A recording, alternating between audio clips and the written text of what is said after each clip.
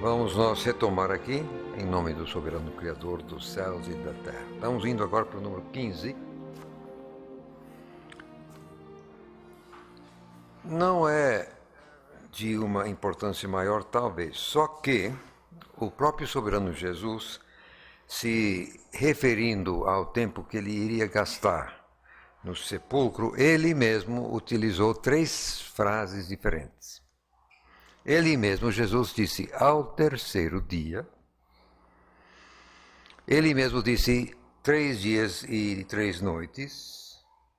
E ele mesmo disse depois de 3 dias. E todos os textos que giram em torno daquele dizer dele, que ele, quando o pessoal lá perguntou que sinal ele daria, diz: podem destruir este templo que em 3 dias eu levanto. Todos os textos que giram em torno desse episódio dizem em 3 dias. Agora, são, deixa eu ver aqui, 1, 2, 3, 4, 5, 6, 7, 8, 9, 10, 11, 12, 14 lugares onde diz ao terceiro dia. Vamos ver só uns poucos para constar. Então, Mateus 16 e 21. Mateus traz 4 referências desse tipo. Mateus 16 e 21.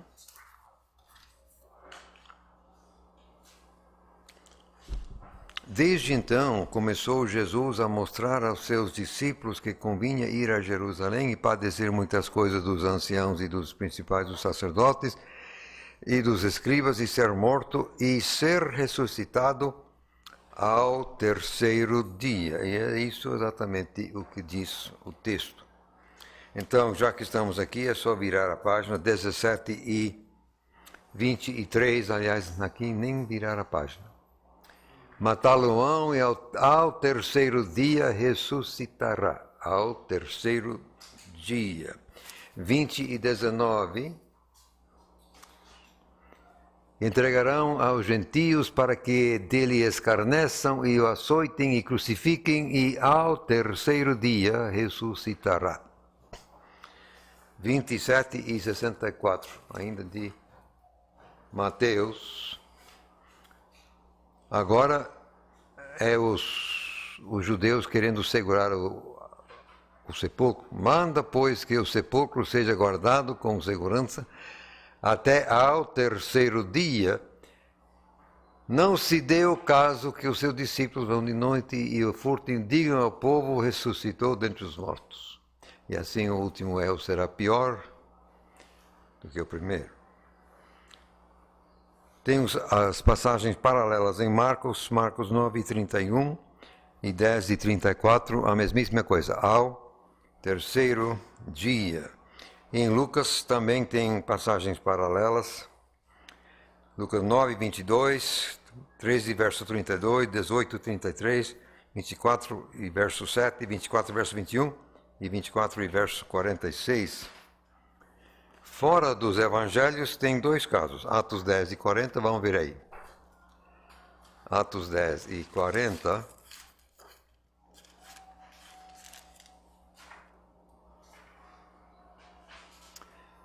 Estamos aqui na casa de Cornélio. O Pedro está explicando o evangelho a Cornélio e todos os demais que ali estavam reunidos. Então diz Pedro: a este, Jesus no caso, ressuscitou Deus ao terceiro dia. E a 1 Coríntios 15 e verso 4. A 1 Coríntios capítulo 15 e verso 4.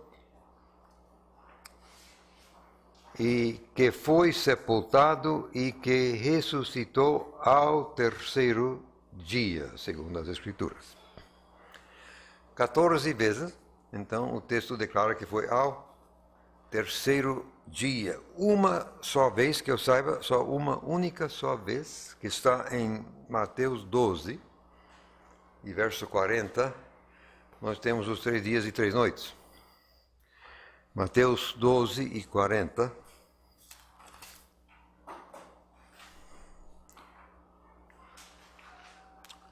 o próprio Jesus falando, pois como Jonas esteve 3 dias e 3 noites no ventre do monstro marinho, assim estará o Filho do Homem 3 dias e 3 noites no coração da terra. Aqui é um dos lugares que indica claramente que Hades fica dentro da terra de alguma forma. Não é o meu assunto aqui. Vamos, antes de prosseguir, ver o que está em João 20 e 26. No capítulo 20, e verso 26. 8 dias depois estavam outra vez os seus discípulos dentro e com eles Tomé. Foi uma semana depois, quer dizer, o dia da ressurreição foi no domingo e a primeira vez Jesus apareceu aos 11 lá dentro do cenáculo. No outro domingo, outra vez, mas aqui diz 8 dias depois. Sucede o seguinte, que o judeu fala exatamente do mesmo jeito que o brasileiro fala. Como é que nós falamos? Então, se nós estamos assim num culto ao domingo, aí o pastor diz, de hoje a 8, nós vamos tá. Como assim, hoje a 8? A semana não tem 7 dias? Se hoje é domingo, o próximo domingo não seria 7 dias? Mas na cabeça de brasileiro não, são 8 dias. Quer dizer, calcula-se o dia presente também. Então, de hoje a 8 é o próximo domingo. O judeu fala da mesma forma. Então, se aqui diz 8 dias depois, é porque foi no outro domingo. Quer dizer, calcula-se este domingo, aí 7 dias, que o outro domingo são 8. O judeu pensa do jeito que o brasileiro pensa. Então vocês pelo menos não deveriam ter dificuldades de entender o troço. Quando, portanto, fala 3 dias e 3 noites,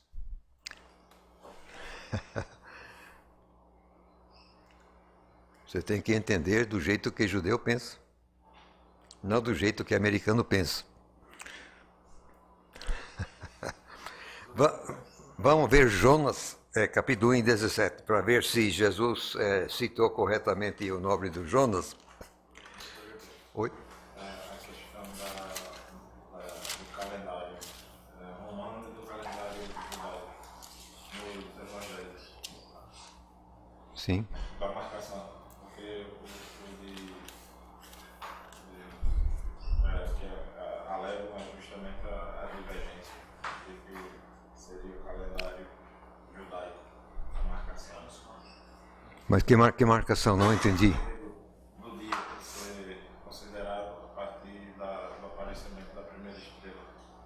Tá bom, aí são uns 500. Eu me interesso aqui no uso da linguagem. Jonas 1 e 17.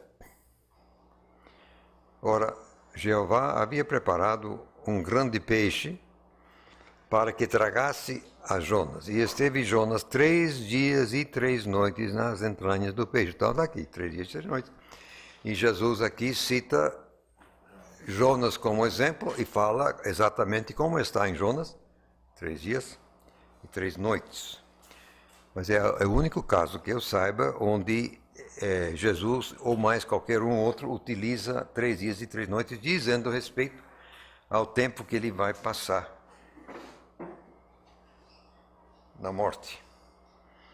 Tem 2 textos que diz depois de 3 dias. Vamos ver o que está aqui em Mateus 27 e 63.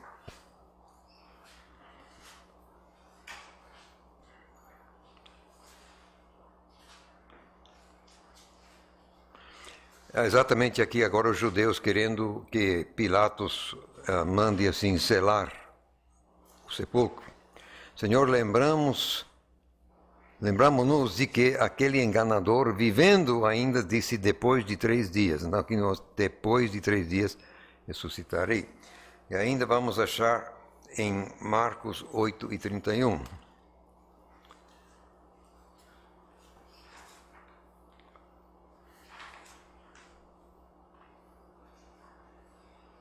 começou a ensinar-lhes que importava que o Filho do Homem padecesse muito e que fosse rejeitado pelos anciãos e príncipes dos sacerdotes e pelos escribas, e que fosse morto, mas que depois de 3 dias ressuscitaria. Então, nós temos 14 referências, dizem ao terceiro dia. 3 dias e 3 noites. 2, depois de 3 dias. Então, você tem, de longe, o número maior, estão dizendo ao terceiro dia. Que eu entendo ser exatamente a verdade. Quando fala 3 dias e 3 noites, é maneira de dizer respeito a um período que pega pedaços de 3 dias. Também depois de 3 dias, a mesma coisa. Quer dizer, judeu falava que nem brasileiro. Você inclui este dia também. Então, só que existe muita discussão, né? Se Jesus morreu na sexta-feira, se foi na quarta-feira, se foi na quinta. E o osso exatamente é a única referência que está em Mateus 12, 40, quer dizer, 3 dias e 3 noites. Entendendo do jeito que judeu entende, no meu entender, então, é uma expressão exatamente equivalente ao que está nos 14 casos outros, onde ao terceiro dia. Não quero me deter aqui, mas simplesmente um princípio da hermenêutica sã é que nós pegamos assim o grosso para começar, só depois que vamos ver alguma coisa que não se enquadra. Então, se você tem 14 que diz uma coisa e um que diz outra coisa, você começa com os 14 e não com um. Também nós podemos ir para o céu de qualquer forma. Você não tem que estar certo quanto tempo ele ficou no sepulcro. Aliás, no sepulcro não ficou tanto. Deixa para lá.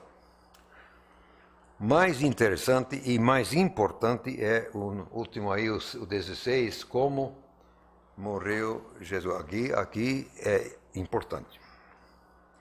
Comecemos com João 10 e 18.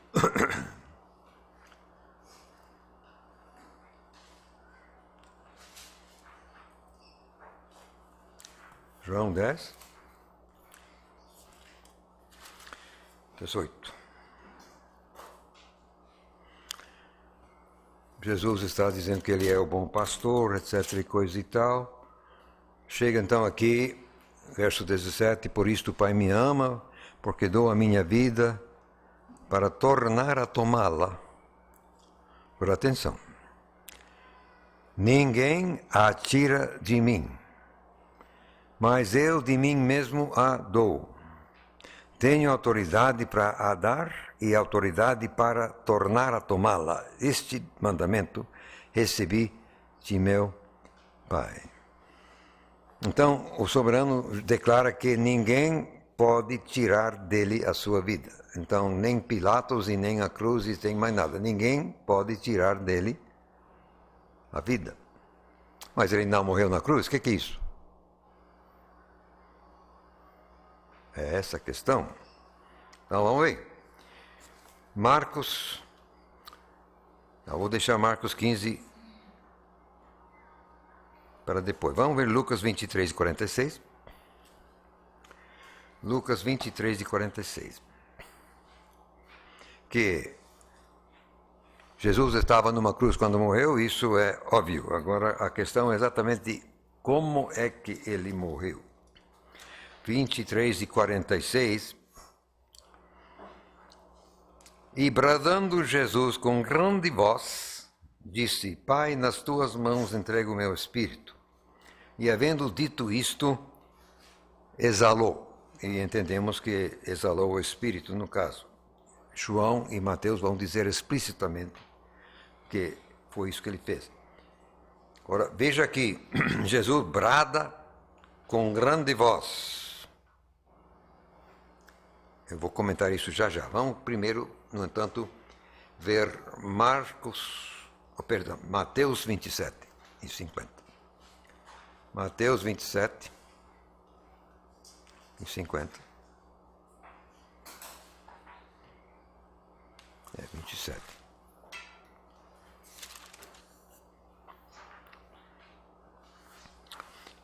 E Jesus, bradando outra vez com grande voz, despediu o Espírito. Exatamente a tradução correta do texto grego. Ele despediu o Espírito. Tchauzinho. João 19 e 30.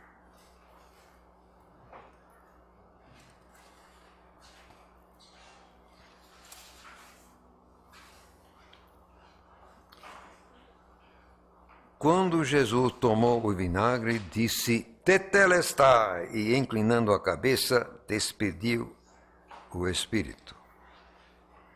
Eu creio que aqui nós temos o conteúdo daquele último brado.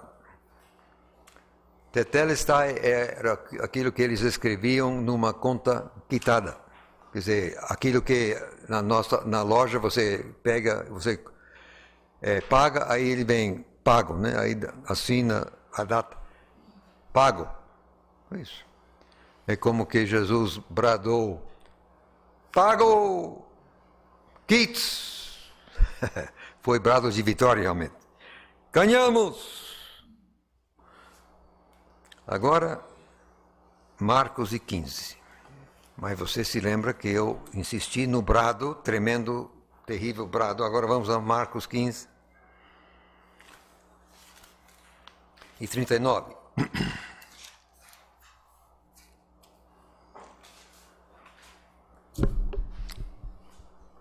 Só que vamos começar com o verso 37.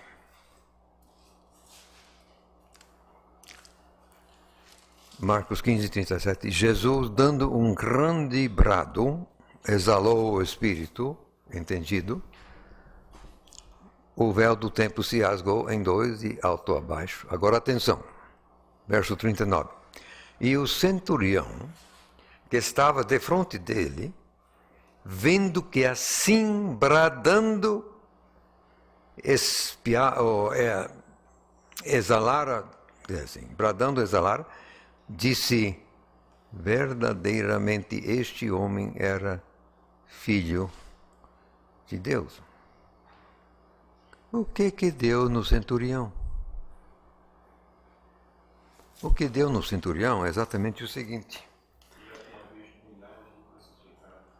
Ele estava cansado de ver crucificação. E ele sabia muito bem que quando alguém morre na cruz, morre asfixiado. Por quê? Tem as mãos presas e com isso o peso do corpo empurra o diafragma contra o pulmão.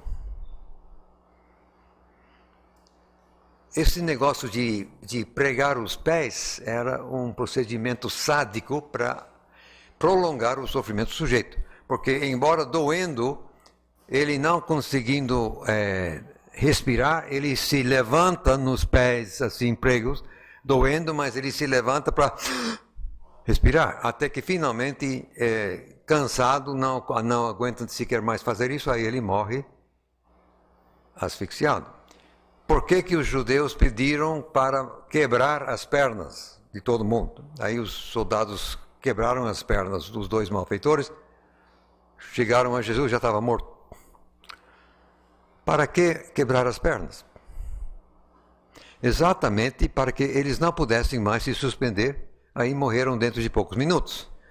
Era isso porque os judeus diziam, nós temos que tirar esses corpos porque vem aí o sábado e nós não queremos profanar o sábado.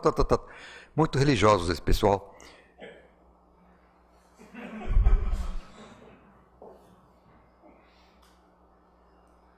O centurião, então, ele soube perfeitamente que Jesus não morreu pela cruz, não foi a cruz que matou Jesus. Se você está morrendo asfixiado, sem poder respirar, você não brada coisíssima alguma. Talvez você vai murmurar assim, um suspirozinho só. Então, quando Jesus brada em alta... Foi um brado, você escutava meio quilômetro, foi um brado. E imediatamente, tchau, ele morre. Aí o centurião, peraí, alguma coisa aqui não está batendo. Quem é que pode meramente despedir o espírito? Tchau, vai embora. Ninguém. Aí o centurião. Esse aí foi filho de Deus. Exatamente. Voltando a João 10, Jesus disse: ninguém me tira a vida, eu espontaneamente a dou. Exatamente. Não foi a cruz que matou Jesus, não foi Pilato que matou Jesus. Ele se entregou. Ele sofreu na cruz, sim, bastante. Mas ele mandou o Espírito embora. Tchau. Ele se suicidou, se você quiser pensar dessa forma. Ele se auto... Tchau. Então, agora isso é um caso bem mais sério, porque alguém diz, mas Jesus então mentiu, né? Ele falou que ninguém podia tirar a vida, mas aí Pilato matou. Então... Não, Pilatos não matou. A cruz não matou. É só perguntar ao centurião. Não, esse aí foi filho de Deus. Não tem outra explicação. Agora vamos a uns casos um pouco mais complicados. Pelo menos o primeiro é complicado. Agora estamos no C, casos do novo contra o antigo, aparentemente. Vamos ver o que está em Lucas 3:36.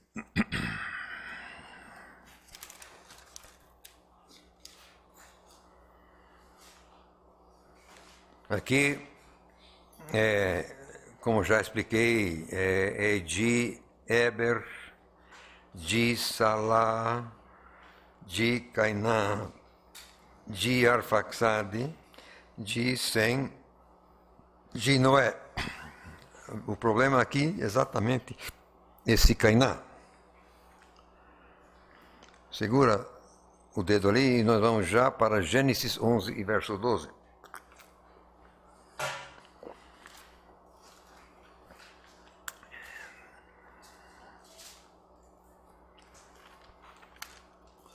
Gênesis 11, verso 12 é a genealogia que ela tem.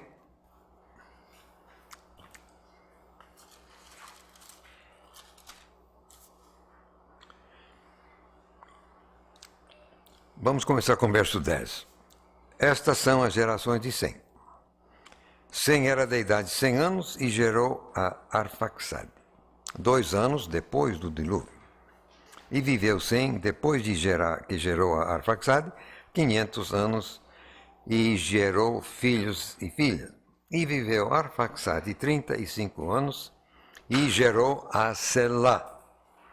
E viveu Arfaxade depois que gerou a Selá 403 anos e gerou filhos e filhas.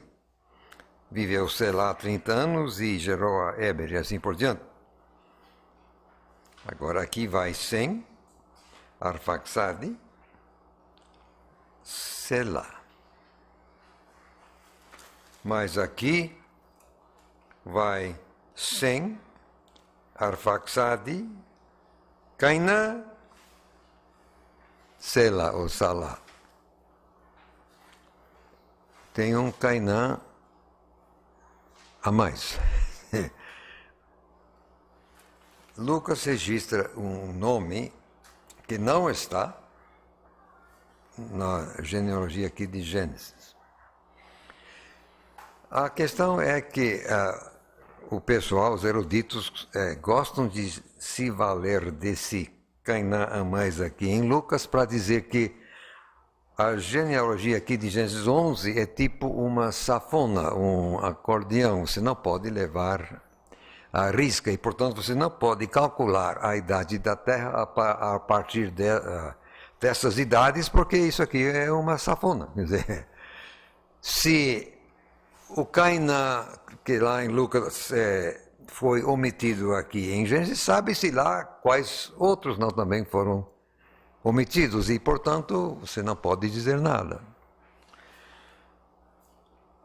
Na minha pequena cabeça, o que nós temos aqui em Gênesis 11 é uma equação. Se você diz, A viveu 30 anos e gerou B.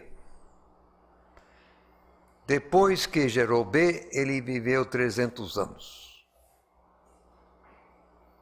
Viveu um total de 330 anos. Isso é uma equação. Não é uma safona e nem nada. No meu entender, pois, o que está aqui em Gênesis é que diz aqui Arfaxade viveu 35 anos e gerou Selá. Agora o verbo gerar, você sabe, pode ser filho, pode ser neto, pode ser, sabe-se lá. Mas é uma descendência sanguínea, uma descendência linear. Não pode ser uma coisa adotiva ou sabe-se, não, é porque é sangue, linha. Entendo, pois, que houve exatamente 35 anos entre Arfaxade e Selá, ou Sala, como queira. Vem cá, então vamos voltar, mas peraí. Arfaxade, Cainã, Selá. Como enquadrar esse Cainã? Não sei se você já parou para imaginar como é que era a situação logo após o dilúvio. Saíram da arca quantas pessoas? 8. Alguma mulher poderia estar grávida, poderia ter engravidado lá dentro, mas que o que entrou foi 8. Se saiu com alguém no ventre, mas também saíram 8. Ficaram 1 ano. Qual foi a urgência absolutamente máxima para eles quando saíram da arca?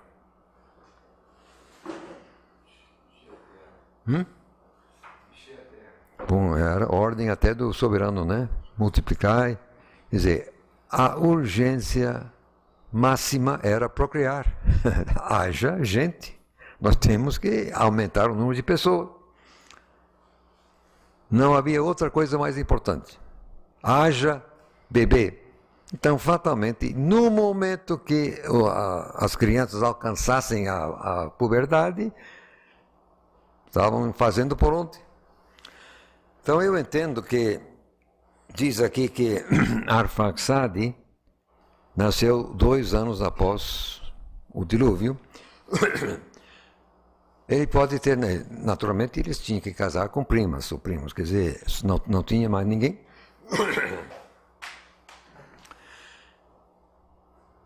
O Arfaxade pode ter casado com uma prima que tinha 1 ano a mais do que ele, ou até, vá lá, 2 no máximo.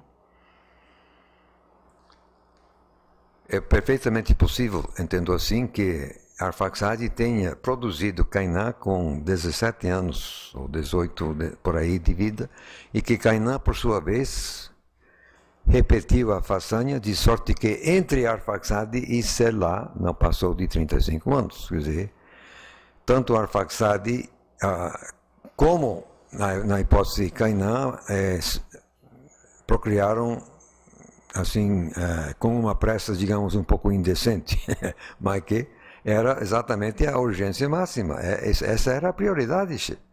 A prioridade máxima era produzir gente.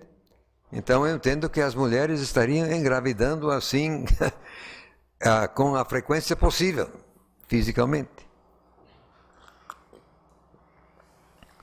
Por que então que em Gênesis passa por cima de Cainã? Imaginando eu que de fato houve o Cainã lá. Uma vez que a cultura volta ao normal, poderia parecer assim um pouquinho indecente a pressa com a qual esse pessoal assim reproduziu. E um intervalo de 35 anos é um pouquinho mais assim agradável do que 17. Ou, por qualquer motivo, pode algum infortúnio ter alcançado o Cainã, mas após ele ter gerado Selá.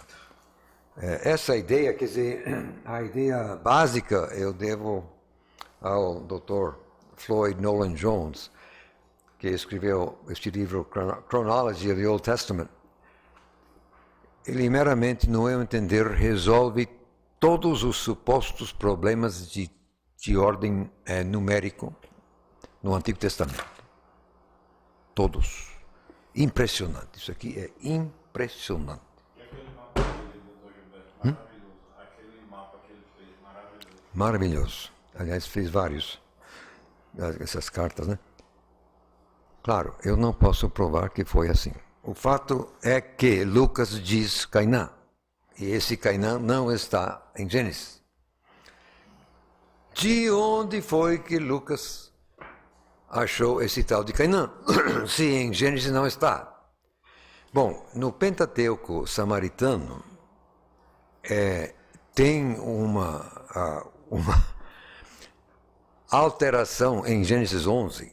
Simplesmente fazem miséria com essa genealogia. Então, lá eles colocam o tal de Cainã, mas só que aí eles ficam assim com vários, todo mundo com idade de 100 anos. Quer dizer, obviamente é uma coisa maquiada, é uma coisa fictícia, fabricada.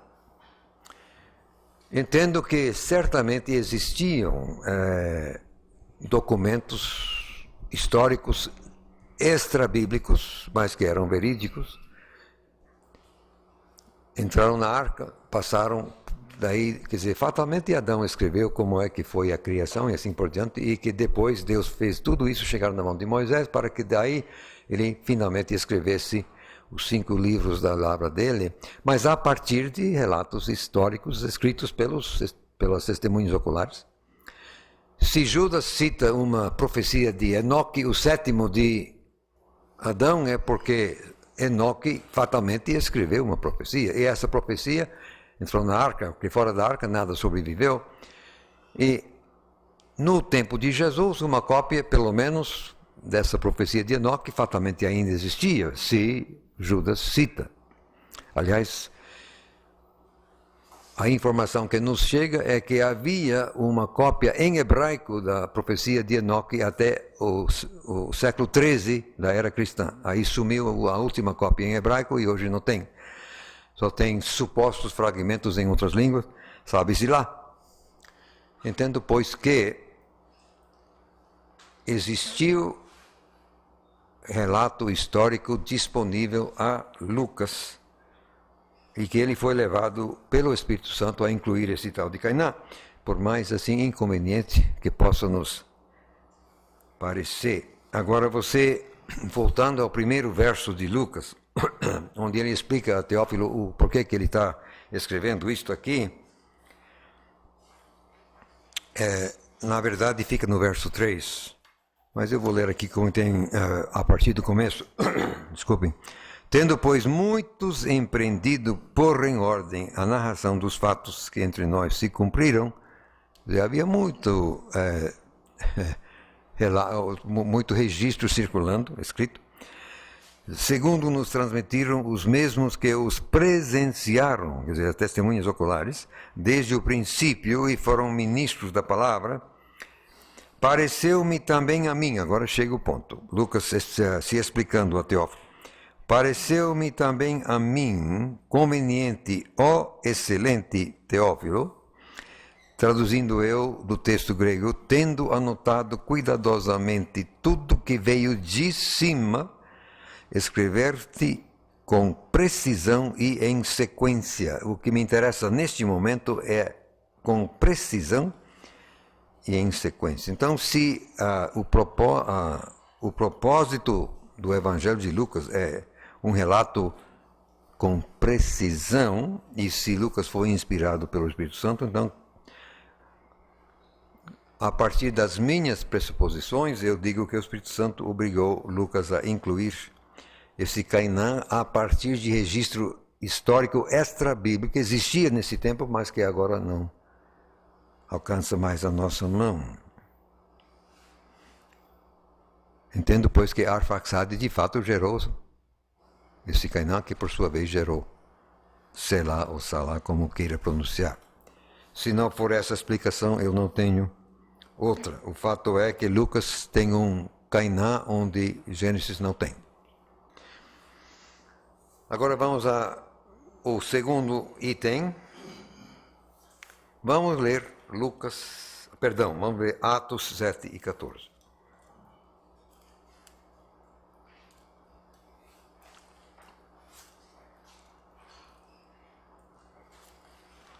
Atos 7 e 14, estamos na defesa de Estevão. E Estevão está dando um relato, um resumo da história do povo.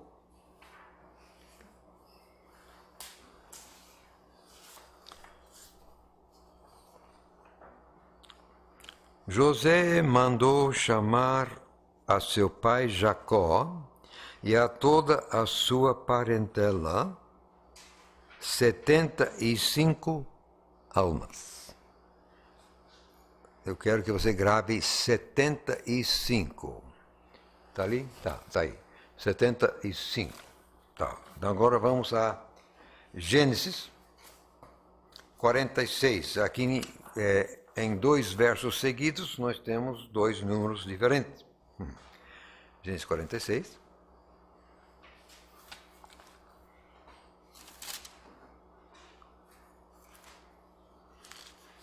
Verso 26 e 27. Vamos ler aqui, então. Gênesis 46, verso 26. Todas as almas que vieram com Jacó ao Egito, atenção, que saíram dos seus lombos, fora as mulheres dos filhos de Jacó, quer dizer, as mulheres de fora, todas foram 66 almas. Prosseguindo. E os filhos de José que lhe nasceram no Egito eram 2 almas. Todas as almas da casa de Jacó que vieram ao Egito eram 70. Então você tem exatamente como está aí 3 números diferentes, dizendo respeito ao mesmo acontecimento, mais ou menos. 75, 66 e 70. Quem faz uma leitura superficial vai achar que não dá.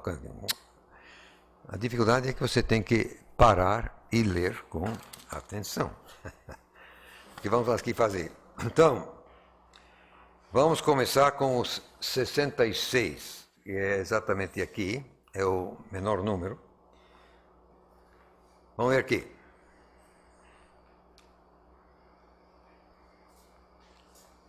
Todas as almas que vieram com Jacó ao Egito, que saíram de seus lombos. Então, isso aí é filho ou então neto. Isso, então, exclui o próprio Jacó, porque ele não saiu de seus próprios lombos, ele saiu do lombo do pai Isaac. Então, as almas que vieram com Jacó, não incluindo ele. Fora as mulheres, quer dizer, aí, excluindo, quer dizer, as mulheres, obviamente, não vieram do lombo de Jacó, óbvio. 66 almas. Aí você tem exatamente os 11 filhos que José já está no Egito. Não? Então, os 11 filhos outros com os seus filhos. Eu fiz um cálculo aqui. Veio Rubem com mais 4 filhos dele, 5. Simeão com mais 6 filhos dele, 7. Levi com mais 3 filhos dele, 4. Judá com mais 5 filhos dele, 6. Issacar com mais 4 filhos dele, 5. Zebulon com mais 3 filhos, 4. Então, somando tudo isso, 5, 7, 4, 6, 5, 4, dá 31. Só que tinha uma filha. Como era o nome dela? Dina. A Dina também saiu do lombo de Jacó? Saiu. Então você tem 32. E esses foram os filhos de Lia. Agora vamos a Zilpa. Era Gade mais 7. Esse aí trabalhou. Gade mais 7 filhos, 8. Azer mais 6 filhos, 7. E uma filha de Azer, 1. Então, 8, 7 e 1 dá 16. Zilpa, 16. De Raquel só tinha Benjamim, porque José já está no Egito. Então ele não veio com Jacó. Só que esse Benjamim saia de perto, 10 filhos. Então, mais ele são 11. Então, de Raquel, 11. Bila, Dan mais 1, 2. E Naftali mais 4, 5. 2 mais 5 são 7. Então você soma 32, 16, 11 e 7, dá precisamente 66. Na mosca, além do mais, na mosca. Então é exatamente correto esse número 66, atentando para aquilo que eu disse, o texto diz, os que saíram dos lombos e que vieram com. Aí, fatalmente, você joga fora o próprio Jacó e também José, que já estava, não veio junto, tá? Não, Benjamim veio junto com Jacó. Fica aí mastigando que depois chega. Oi? Foi o que José mais enfatizou que o garoto viesse. Sim, mas depois ele voltou, né? Aqui está comentando quando todo mundo veio, quer dizer, acompanhando Jacó, quando mudou todo mundo para Gozen. Agora vamos ver os 70.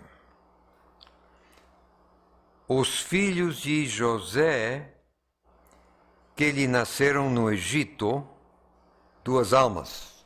Então, agora você acrescenta José, mais 2 filhos, são mais 3. Todas as almas da casa de Jacó que vieram ao Egito, 70. Exato, 66, mais o próprio Jacó, mais José, mais os 2 filhos, quer dizer, 66 mais 4 são 70. Certo?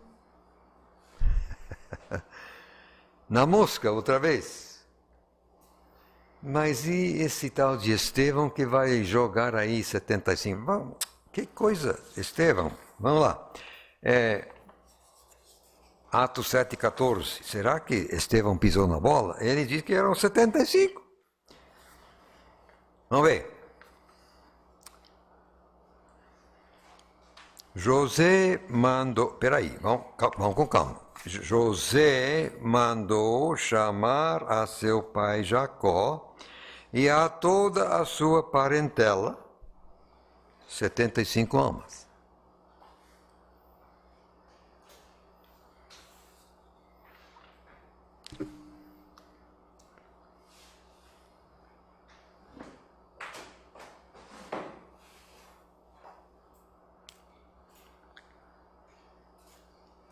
Aqui, no meu entender, exclui o próprio José e seus filhos, mas fatalmente inclui as mulheres dos filhos.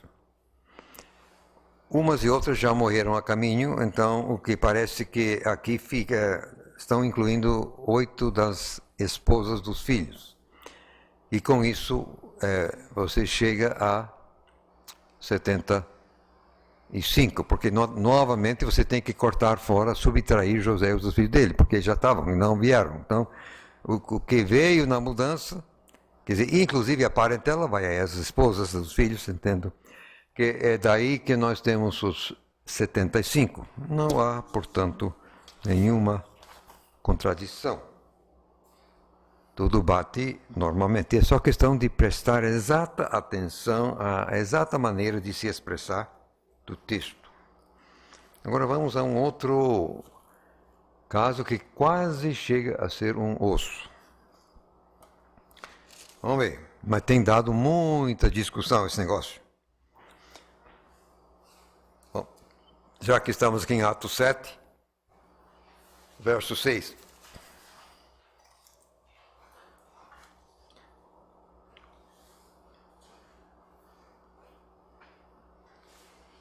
Estevão vai citar a palavra do próprio Deus. Então, eu julgarei a nação que os tiver escravizado, disse Deus, e depois disso sairão e me servirão neste lugar. Só que eu li o verso 7, me perdoem, eu tinha de ler o verso 6. Falou Deus assim: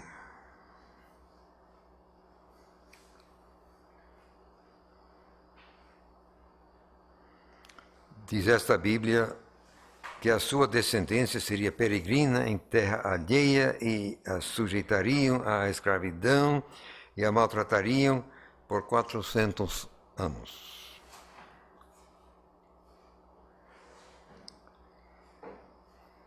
Eu vou dar uma outra tradução aqui, só que vamos começar no verso 5.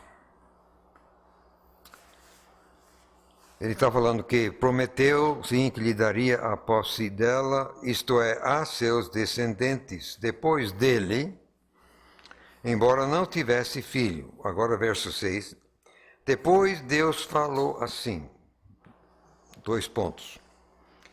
Seus descendentes serão peregrinos numa terra estrangeira, traço, serão escravizados e maltratados, fecha traço, por 400 anos. Nós temos aqui uma figura da linguagem que se chama quiasmo.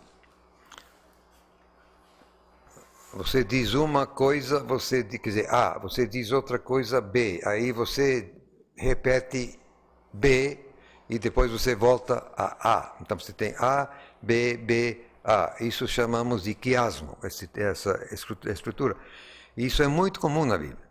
Parece que o judeu gostava disso. E às vezes é A, B, C, C, B, A. E tem até coisa mais complicada. É a mesma estrutura que está lá no relato da criação. A gente se repete. Sim. E pessoas assim que não pensam do jeito que o judeu pensa, se tem dado. Assim. Então esse negócio de JEDP, não, simplesmente não entenderam como é que a cabeça de judeu funciona. Só isso. Isso é outro que não estou aqui cuidando de problemas que são unicamente do antigo. Existem também, mas não é o nosso caso aqui e o tempo também não vai dar. Vamos ainda ler Gênesis 15 e verso 13.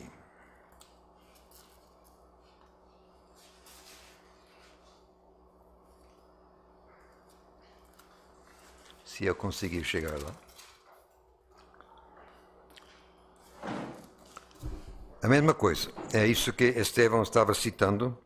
Então disse a Abraão: saibas de certo que peregrina será a tua descendência em terra alheia, abre traço, será reduzida à escravidão e será afligida, fecha traço, por 400 anos. Então aqui tem os 400 anos, conforme Atos e Gênesis 15. Mas em outros 2 lugares vamos achar 430. Vamos ver agora Gálatas 3 e 17.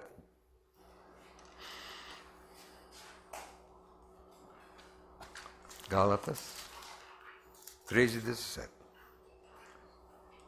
Digo isto, que tendo sido a aliança anteriormente confirmada por Deus em Cristo, a lei que veio 430 anos depois, não a invalida, de forma a abolir a promessa. 430 anos. Agora vejamos Êxodo capítulo 12 e verso 40.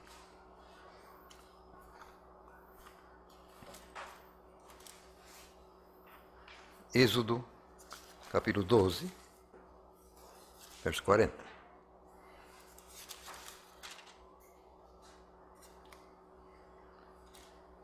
Ora, a peregrinação dos filhos de Israel que habitaram no Egito foi de 430 anos. Eu devo ao mesmo homem aqui, o Floyd Nolan Jones, que tem tanto THD como PhD, tem 2 doutorados.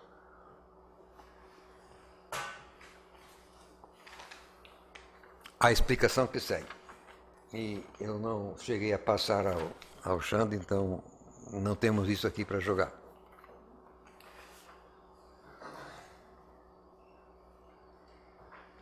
Segundo a cronologia que ele monta, pode copiar, mas não é meu assunto aqui, mas eu vou meramente dizer o que ele, ou dar as datas que ele coloca.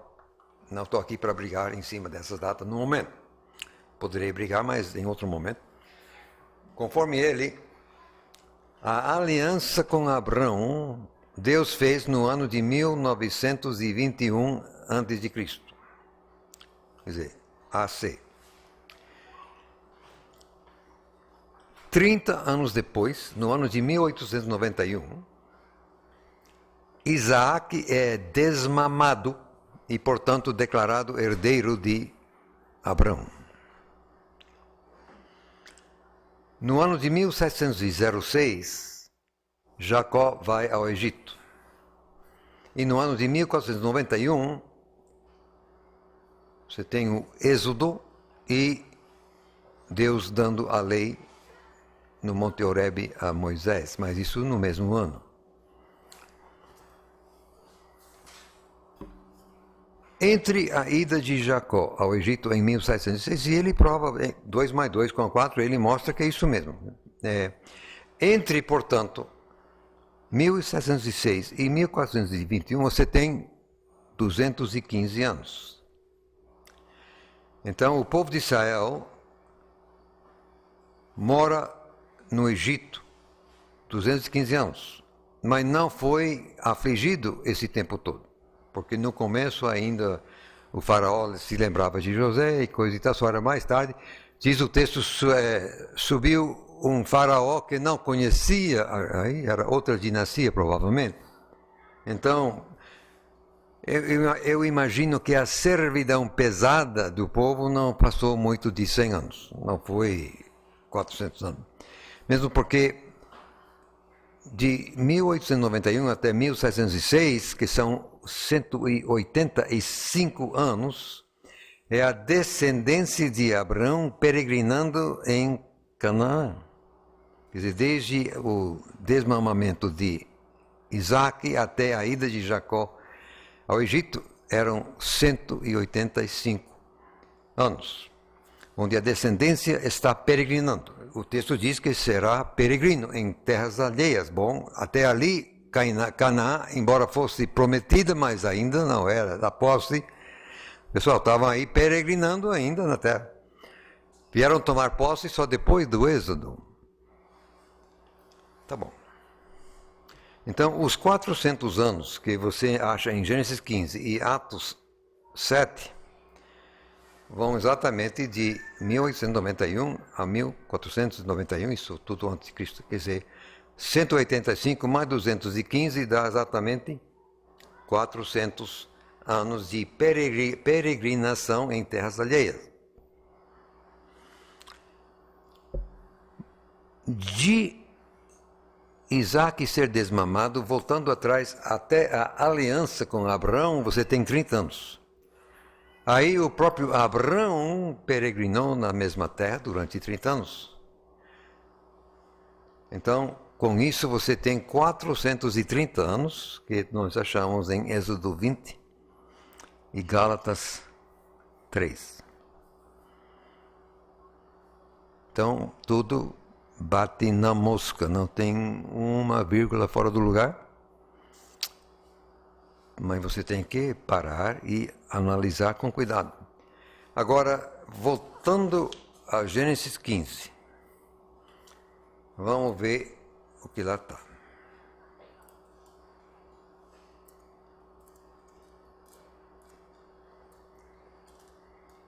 a sugestão que esse mesmo irmão Floyd Nolan Jones faz aqui, no verso 13, eu iria traduzir assim. Então disse Jeová a Abraão, 2 pontos. Sabe com certeza que, outra vez 2 pontos, A, peregrina será a tua descendência em terra alheia. B, e será reduzida à escravidão. Outra vez B, e será afligida. A, por 400 anos. Então, os 400 anos têm a ver com a totalidade da peregrinação e não da aflição. É a estrutura exatamente de quiasma. A, B, B, A. Então, quem não entende isso aí vai ficar voando o tempo todo e vai achando que é impossível, que nadar e além do mais. O Senhor não disse a Abraão que o pessoal iria sofrer 430, não. Iam sofrer, mas a questão é que iriam peregrinar 400 anos. No caso aqui, exatamente 400 anos. Já que estou aqui no capítulo 15 de Gênesis, uma coisa que não entra nesse exato caso, mas que é muitíssimo interessante. Você vê aqui no verso 16, logo ali embaixo, e a 4ª geração tornará para cá, porque a medida da injustiça dos amorreus não está ainda cheia. Esse conceito é interessante. E aquele pessoal tinha que terminar de encher a medida. É o que aconteceu lá com a mensalão, quer dizer, a gente ficou lá e orou, mas é que o pessoal não tinha ainda terminado de completar a dose de perversidade. Tinha que dar mais um tempinho para completar. Era o que está aqui. Agora, o que eu quero comentar aqui, no entanto, é a 4ª geração. Curiosamente, só tem 3 pessoas cuja idade é dada exatamente no texto. A respeito de Levi, que deve ter nascido em 1756, diz que ele morreu aos 137 anos. Fora Levi, o único outro que temos a idade foi José. Ele morreu com 110, se a memória me serve. Os demais filhos de Jacó, não se diz com que idade foram morrer. Então, Levi morreu em 1619. O filho dele, no caso o segundo filho dele, era Coate. Ele deve ter nascido por volta de 1716, não é possível definir. Chegaram ao Egito, sim, em 1706. O fato é que, de qualquer forma, ele morre, Coate morre aos 133 anos. Também na geração dele é o único cuja vida recebe idade exata. Esse Coate gerou a Amram, e Amram foi o primeiro filho de Coate. Deve ter nascido, sabe-se lá, 1616, não é possível frisar com exatidão, mas novamente esse Amram, o texto diz que ele viveu 137. Isso nos leva até 1509. Aí, Amram gera Moisés. Moisés, no caso, foi o terceiro filho de Amram. Moisés nasceu em 1571 a.C. 80 anos depois, ele comanda o Êxodo em 1491. 40 anos mais tarde, o povo entra na terra, em 1451. E naquele ano, Moisés morre com 120. se ele não chegou a pisar pessoalmente. Mas não é isso que diz. Vamos voltar e diz aqui: a quarta geração tornará para cá. Não tinha que ser o próprio Moisés, mas a quarta geração está aí. A primeira geração, Levi, ele que saiu. A segunda geração, Coate. A terceira geração, Arão. A quarta geração, Moisés. O povo chega de volta exatamente na quarta geração. Agora, isso quase me dá um pequeno arrepio, sabe? Isso é tremendo. E tem muito mais, mas não é o nosso assunto aqui. Só quis mostrar que o que o pessoal acha, não, isso é um problema incontornável. Não. Os 400 anos era uma coisa, os 430 era outra coisa. Agora vamos a um caso fácil. O caso que está em número 4, isso aí é muito fácil. 1 Coríntios 10 e 8. Outra vez o pessoal meramente não se dá o trabalho de parar e ver o que o texto diz, só isso. 1 Coríntios 10 e verso 8. Paulo escrevendo: não forniquemos, como alguns deles fizeram, e caíram num dia 23 mil. Agora vamos a Números 25, que é o relato histórico do ocorrido. Números 25, a partir do primeiro verso. Israel deteve-se em Sitim, o povo começou a protestar. Aí acendeu-se a ira de Jeová, tal. Espera aí, estou aonde mesmo? Estou em Números 25.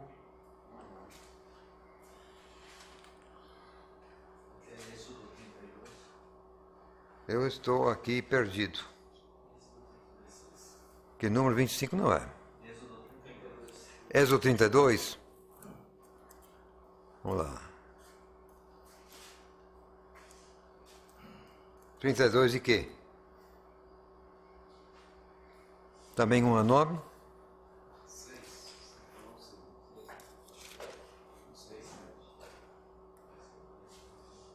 Não, também não. O fato é que no relato, estou aqui perdido, mas lá diz que foi 24 mil em vez de 23. Só que lá foi na praga inteira.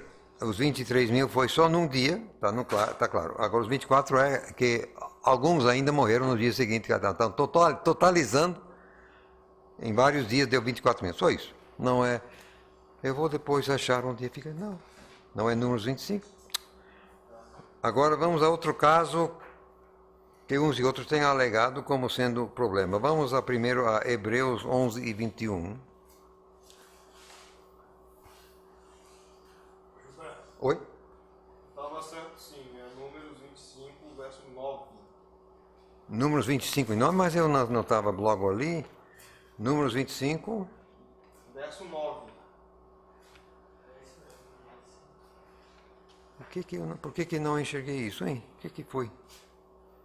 Eu acho que eu estava no capítulo 24, uma coisa assim. 9, sim.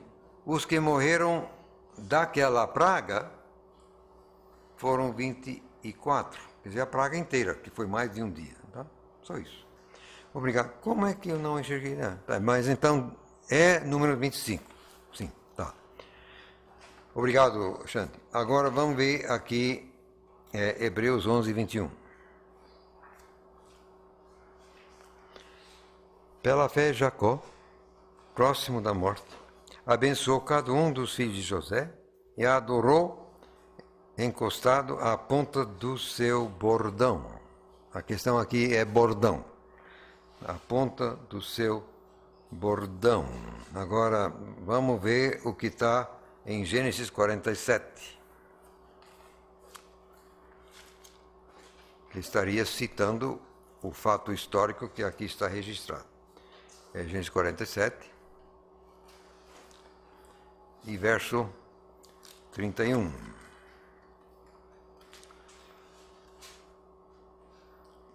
E disse ele,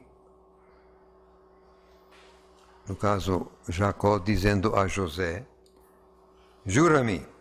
E ele jurou-lhe, e Israel inclinou-se sobre a cabeceira da cama. Foi a ponta da cama ou foi a ponta do bordão? Ocorre que em hebraico as consoantes de bordão e de cama são os mesmíssimos. A diferença é na pontuação vocálica e assim sendo, como essa pontuação vocálica só foi acrescentada pelos maçoretas já após Jesus, então é possível que os maçoretas poderiam se equivocado quanto à pontuação vocálica, que não era necessariamente uma coisa inspirada, ao passo que o texto consonantal é o mesmo. Agora, se Hebreus foi inspirado pelo Espírito Santo, então ele coloca a pontuação vocálica correta, no caso, o bordão, que faz mais sentido realmente. Ele iria se apoiar exatamente no bordão ali. Só que você atentando, você vai ver que, de fato, o momento é diferente. Não foi o mesmo momento. Se não, vejamos. Hebreus 11, 21. Pela fé, Jacó, próximo da morte, abençoou cada um dos filhos de José e adorou na ponta do bordão. Aqui ele está abençoando os filhos de José. Agora vamos voltar aqui e ver o que aconteceu.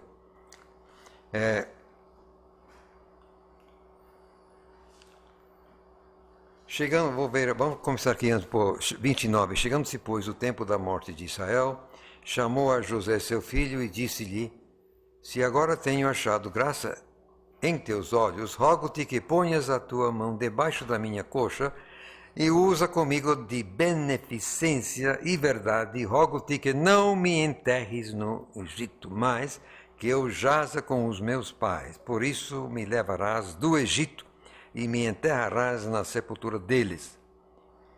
E ele disse, farei, conforme a tua palavra. E disse, jura-me. E ele jurou. Então você vê que aqui o contexto é outro. Aí ele inclinou-se sobre a cabeceira da cama, pode ser. Sendo momentos diferentes, então não tem problema, absolutamente. Não há nenhuma contradição. Fosse o mesmo caso, no entanto, há uma explicação que se prende à pontuação vocálica e não ao texto consonantal, que nós temos, que é o texto consonantal que é inspirado. Também não é questão maior. Agora sim, nós vamos no 6 para um caso um pouquinho mais assim difícil. O problema de Jeremias. Aqui mas parece que Mateus tem uma proporção assim demasiada desse problema. Mateus 27, verso 5.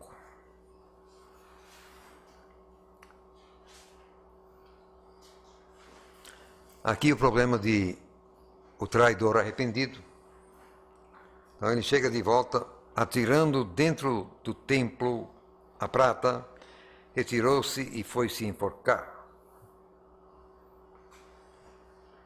Então os principais sacerdotes, tomando a prata, disseram, não é lícito colocá-las no tesouro, porque é preço de sangue. É muito escrúpulo, né? Essa gente é impressionante. Não, muito escrúpulo. Agora temos que pular para o verso 9 e 10. Aqui que vem a questão. Então se cumpriu o que fora dito pelo profeta Jeremias. Aqui está. Mateus cita Jeremias. Que foi dito pelo profeta Jeremias, a saber, tomaram as 30 de prata, preço do que foi avaliado, que certos filhos de Israel avaliaram, e deram-nas pelo campo do oleiro, segundo o que o Senhor me determinou. Ponto. Declarando Mateus que essa citação vem de Jeremias. Só que você pode vasculhar o Jeremias canônico de fora a fora e você não vai achar essa citação. Em Zacarias, capítulo 11 e verso 12, você tem uma coisa um pouco parecida, mas mesmo assim não. Mas vamos lá, vamos ver Zacarias. Agora, convenhamos, Jeremias é uma coisa e Zacarias é outra coisa, não é? Zacarias não é Jeremias. Contudo, vamos ver aqui. Zacarias 11, versos 12 e 13. Porque eu lhes disse, se parece bem aos vossos olhos, dai-me o meu salário. E se não, deixai. E pesaram o meu salário 30 moedas de prata. Jeová, pois, disse-me, arroja isso ao oleiro, esse belo preço em que fui avaliado por eles. E tomei as 30 moedas de prata e as arrojei ao oleiro, na casa de Jeová.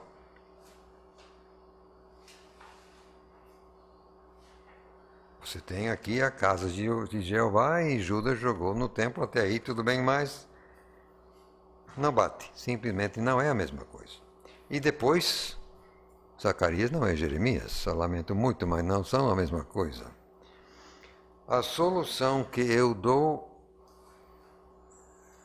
vem de Daniel, Daniel capítulo 9, e verso 2.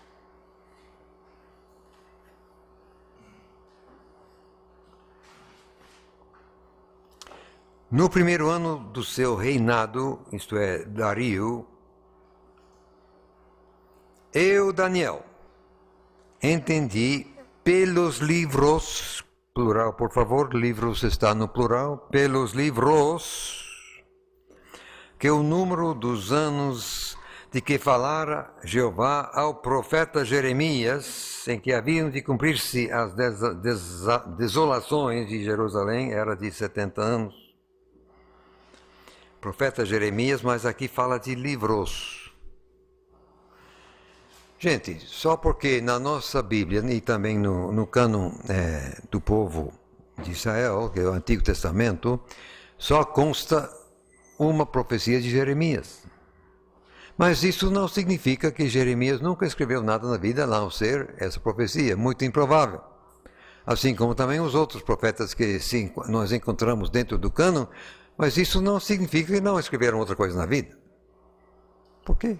Não adianta, não procede. Então eu entendo que Daniel está aqui afirmando que, na verdade, existiam vários livros da palavra de Jeremias. Não tão somente o Jeremias canônico nosso, que está no nosso Antigo Testamento. Nessa hipótese, então, em algum outro livro da palavra de Jeremias, poderia ter tudo isto aqui que está declarado. Só que não está no Jeremias canônico que nós conhecemos. Mas esse mesmo expediente eu já lancei em mão, quer dizer, Judas cita Enoque. Nós não temos uma cópia desse Enoque, mas que Judas fatalmente tinha. E assim vai. Né? Lucas coloca Cainã. De onde é que ele tirou esse tal de Cainã? Tirou da própria cabeça? Provavelmente que não. Ele estava se baseando em algum registro histórico, embora extra-bíblico. Mateus cita Jeremias. Mas se Jeremias escreveu outras coisas além do livro canônico, provavelmente existia ainda cópia de tudo isso no tempo de Mateus e ele tinha conhecimento, pois não? A questão é que tem vários lugares ali onde fala do Nazireu, Nazoraios, e também aqui, que ele não diz que está escrito, ele diz como foi dito. Então pode também ter sido uma palavra falada que estava na memória do povo.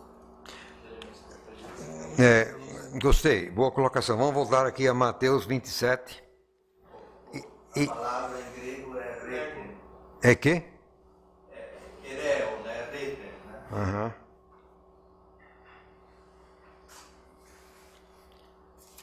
E tem vários lugares que eu percebi onde a citação não é precisa e onde pode ter sido algo verbal que estava sendo transmitido de geração em geração. Boa colocação, gostei. De fato, aqui não diz escrito, aqui diz dito.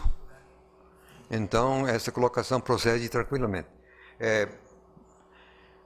Só que, naturalmente, Mateus não estava lá para ouvir Jeremias, então estava registrado em algum lugar. E com isso, então, Mateus tomou conhecimento de coisa falada por Jeremias, mas fora do livro canônico. Gostei, boa colocação. Só já que estou aqui, me perdoem, mas só para você sentir como os servos de Satanás são assim maliciosos e, para não dizer perversos, cai lá.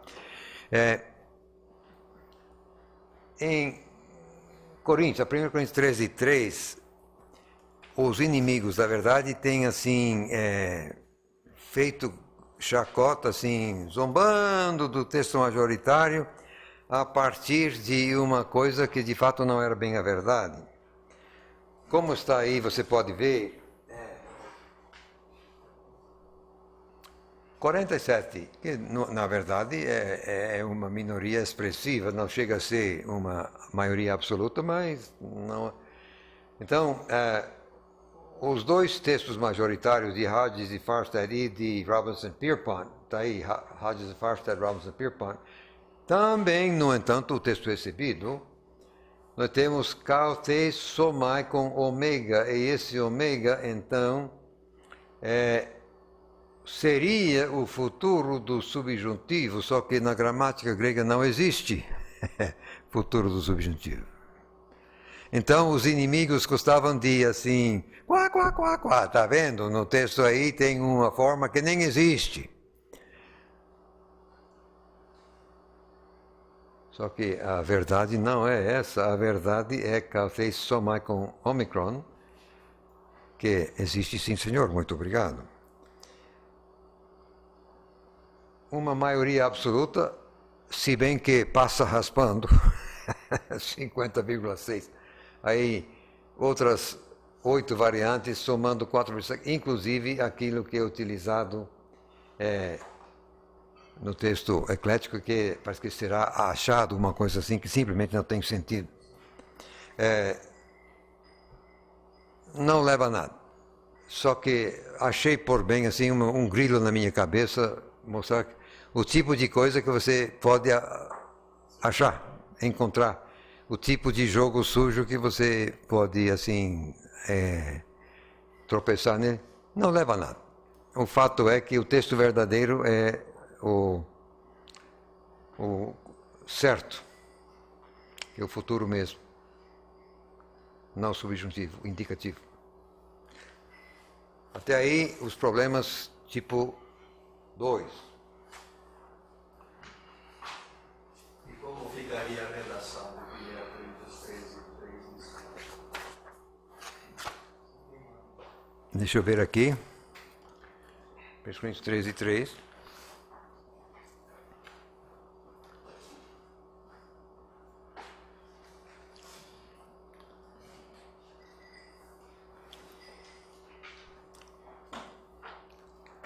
Aqui a questão é ser queimado, né? Entregar o meu corpo para ser queimado é o futuro do indicativo, a voz passiva. Então, está razoável aqui, para ser queimado. O problema é que o texto que tem nessa aula não corresponde a qualquer tradução, porque a tradução não faz sentido. Exatamente. É algo do tipo, para me enaltecer, ou coisa do tipo, assim, a palavra dele. Sim. Já que estamos chegando também às 10 horas, me perdoem se vamos assim correr atrás essa questão. Eu vou já dizer qual é a variante. A 1 Coríntios 13 e verso 3.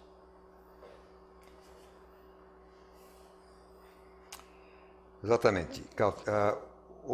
A variante que segue o texto chamado Crítico de Fato Eclético, exatamente se enaltecer, assim, autopropagar, né? Kau rei somai. Aí é exatamente isso aqui, só que em vez de feita é o rei. Então você tem Kau rei somai, mas também aí tem um meio que é subjuntivo. Porque com aí passa. Mas isso também não dá sentido muito bem, aí o pessoal traduz as mais variadas formas. Não leva a nada. Não sei nem porquê. Nem deveria ter jogado isso aí. Então, o próximo assunto é aquilo que eu chamo de problemas tipo 3, que está aí também na sua apostila, onde o problema não está no texto grego. Os problemas tipo 2 são dificuldades aparentes que estão mesmo no texto grego. Aqui não há problema do texto. É simplesmente que alguém, agora estamos falando de tradução para o português, é simplesmente que alguém fez uma tradução falaz em cima do texto. O texto está certo, não tem problema quanto ao texto, só que o sujeito não traduziu de forma adequada. E essa tradução falaz pode levar a doutrinas e práticas improcedentes. O pessoal, até mesmo sinceramente, honestamente, bola uma doutrina improcedente a partir de uma tradução falaz. Mas fazem honestamente, quer dizer, acham, não, eles confiam na tradução e lá vão, só que na verdade não funciona. Vamos pegar só os últimos minutinhos e ver um caso. Mateus 18 e 18.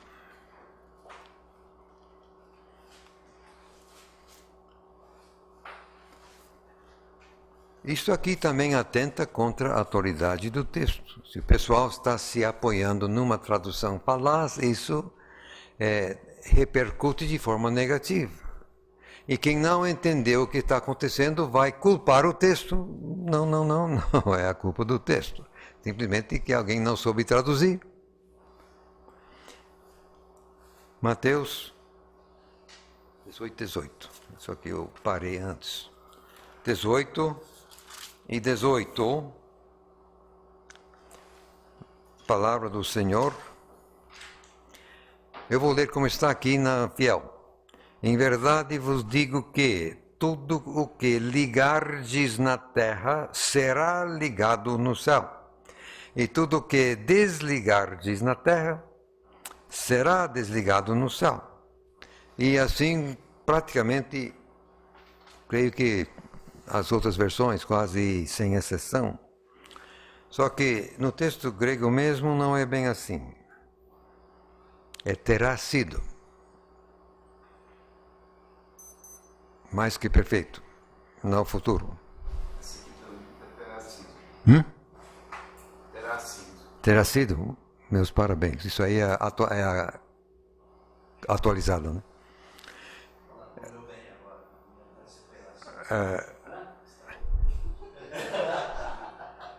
A Bíblia Shed, a tradução é atualizada. Então, parabéns, atualizado.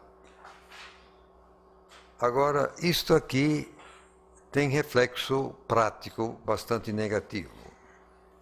Porque se você lê isso aqui, conforme está na Fiel, conforme está, aliás, no King James Version, em inglês, lá também está assim. Será ligado, será desligado, é meramente futuro. A King James enganou, inclusive, um grande homem de Deus chinês por nome de Watchman Nee. Ele foi despistado por essa tradução improcedente no King James, nos Estados Unidos, em inglês, e ele bolou, então, uma doutrina lá onde nós estamos mandando em Deus. Ó, nós faz aqui, ele é obrigado a abonar lá em cima. É a ideia que eles tiram, né? E aqui no Brasil também existe isso aí. Nós manda aqui, Deus... Pois não. Ou seja, um Deus boy, né? Você que manda. Só que não é assim. A questão, a gente acha graça, mas na verdade a questão é séria. O pessoal acha que está mandando em Deus. Lei do engano. Quem manda é Ele.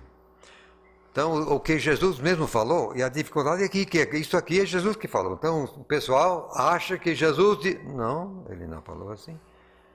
O que ele falou é que o que você terá sido ligado. Então, é aquilo que o próprio Jesus disse em João 5, 18, 19, diz que ele só fazia aqui o que ele via o Pai fazer.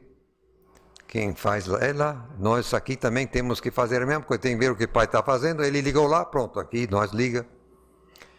Nós ligamos aqui o que já foi ligado lá. Nós estamos aqui concordando com a vontade de Deus e nós estamos aqui reivindicando que a coisa seja de fato feita. E isso aí funciona. Às vezes Deus está esperando por nós concordar. Por quê? Ele não gosta de robô. Quisesse robô, ele mandaria e sai de perto. Satanás gosta de roubar, Deus não. É que Jesus disse àquela mulher samaritana, o Pai procura quem o adore em espírito e em verdade. Nada de robô, nada de empurrar goela abaixo, não.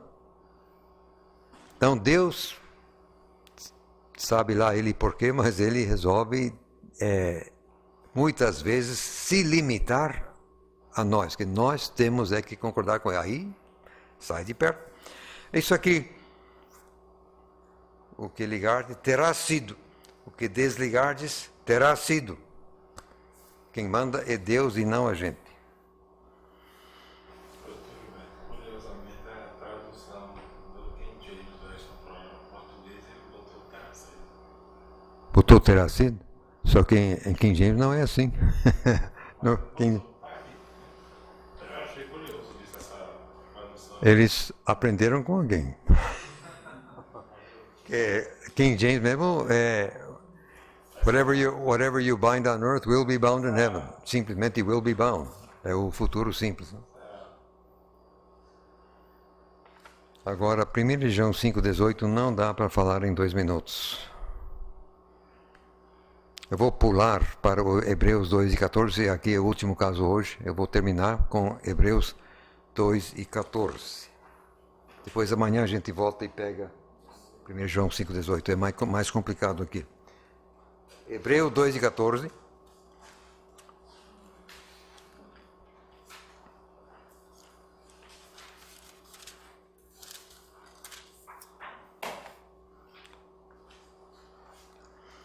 Visto como os filhos participam da carne e do sangue, também ele, no caso Jesus, Jeová Filho, ele participou das mesmas coisas.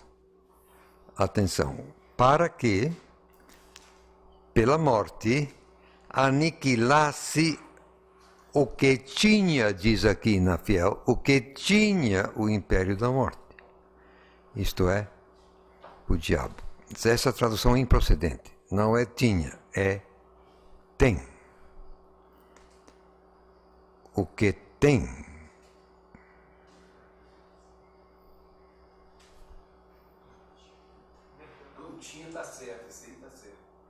Me perdoem, estou cansado e estou pisando na bola aqui. Aqui está certo. Nas versões modernas que diz tem, né? Leia aí, por favor. Eu já corrigi, já risquei, mas aqui está. Como está? Por isso aquele que tem o poder da morte é saber o diabo. Sim. Agora veja o que está em Apocalipse 1:18. Apocalipse 1:18, o próprio Cristo glorificado vai fazer uma declaração. Apocalipse 1:18. Porque não estou conseguindo virar as páginas. O Cristo glorificado está conversando com João disse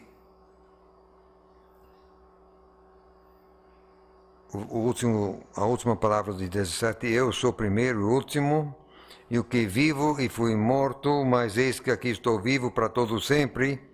Amém. E tenho as chaves da morte e do inferno. No caso, morte e Hades, não inferno. É Hades. Jesus, glorificado, declara, eu estou com as chaves. Eu tenho as chaves. Que vale dizer que aqui em Hebreus, Satanás tinha. Então, a fiel está correta e eu, cansado, pisei na bola. O fato é que tinha. Jesus agora tem. Mas as versões modernas colocam tem o império como se Satanás ainda estivesse assim em pé quanto a isso. Não é a verdade.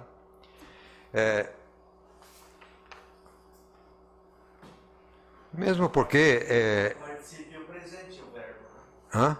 É o particípio presente. Sim, mas o que o pessoal não entende é que o particípio é dominado pelo verbo principal. Quando o particípio está no presente é porque está no mesmo tempo do verbo principal. E aqui o verbo principal está no pretérito. Quando o particípio está no futuro é porque é num tempo posterior ao tempo do verbo principal. E quando é pretérito é porque antecedeu ao tempo do verbo principal. Então aqui o que tinha, mas na verdade é um particípio tem, tendo, só que ele participou, o verbo principal, e esse participou é pretérito, então o particípio no presente é no mesmo tempo que o verbo principal, que é pretérito, portanto, tinha. É uma questão de entender como é que funciona a gramática grega. Só para arrematar, em Efésios 2 e 6, diz que nós estamos lá em cima com Jesus. É a nossa posição no momento. Eu já falei isso em outro momento, eu quero falar outra vez, que eu gosto deste texto. Efésios 2 e 6, nos ressuscitou juntamente com ele e nos fez assentar nos lugares celestiais em Cristo Jesus. Isso aí é a nossa posição. Agora, virando a página para trás em 1 e 21, falando do poder tremendo de Deus que manifestou em Cristo, ressuscitando dentre os mortos e pondo à sua direita nos céus, verso agora 21, bem acima de todo o principado e poder e potestade e domínio e de todo nome que se nomeia, não só nesta era, mas também na vindoura. Então, Jesus agora, à direita do Pai, está bem acima de Satanás e todo mundo lá embaixo. E nele nós também, é a nossa posição. Muito obrigado. Então, realmente, a tradução correta, no caso, é exatamente o que está na Fiel, tinha o império da morte, e não tem. Eu entendo que o inimigo ainda atua no mundo, o soberano permite isso por seus próprios motivos e razões. Agora, mas ele está atuando na base assim da usurpação do blefe, porque realmente quem agora tem as chaves, quem agora tem o poder todo é o próprio Senhor Jesus. Por hoje. Permitindo nosso bom Deus, então amanhã cedo nós vamos retomar aqui, pegar 1 João 5,18, aí seguir com Marcos 16 e assim por diante. Permitindo o nosso bom Deus.